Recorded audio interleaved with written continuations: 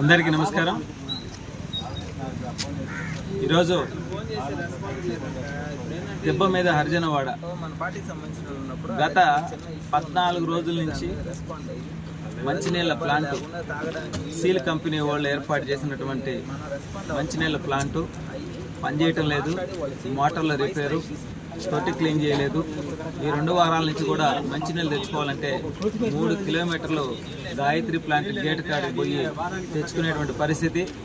బైకులు, సైకిళ్ళు లేని వాళ్ళు అయితే మంచినీళ్ళకి ఏమి తాగాలో అర్థం కానటువంటి పరిస్థితిలో ఉన్నామని చెప్పి మా దృష్టికి రావడం జరిగింది.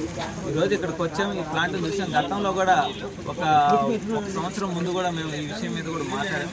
ఆ ప్లాంట్ వాళ్ళకు కూడా ఫోన్ చేసి చెప్పాం. ఎందుకంటే తాగునీరు అనేది చాలా ప్రధానమైనది. మరి 2 వారాల నుంచి ప్లాంట్ పని చేయకపోతే మీరేం చేస్తున్నారయ్యా? బాధ్యత లేదా మీకు? రెండవది వచ్చి ఆ తొట్టి క్లీన్ చేయాలా, లేదంటే సర్వేపల్లి శాసనసభ్యులు సోమిరెడ్డి చంద్రమోహన్ రెడ్డి గారి దృష్టికి తీసుకువెళ్తాం. మాకు 2 రోజుల లోపల ఆ ప్లాంట్ పూర్తి స్థాయిలో ప్రజలకు అందుబాటులోకి రావాలా.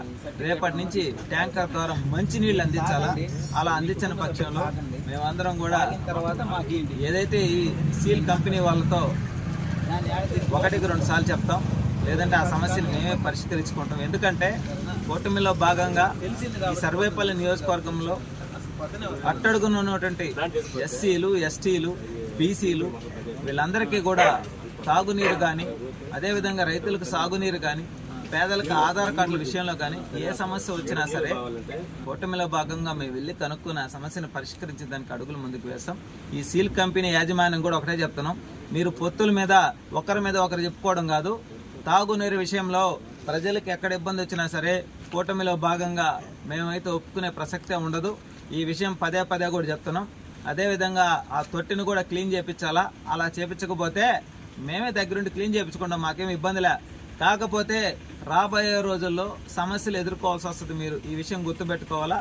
ఏదైతే హరిజనవాడ ప్రజలు తాగడానికి నీళ్లు లేక 3 కిలోమీటర్లు పోయి క్యాన్ వాటర్ తెచ్చుకోవాలంటే ఎంత ఇబ్బందులు పడుతున్నారో మీకు అర్థం కావట్లేదా? మీరు మనుషులు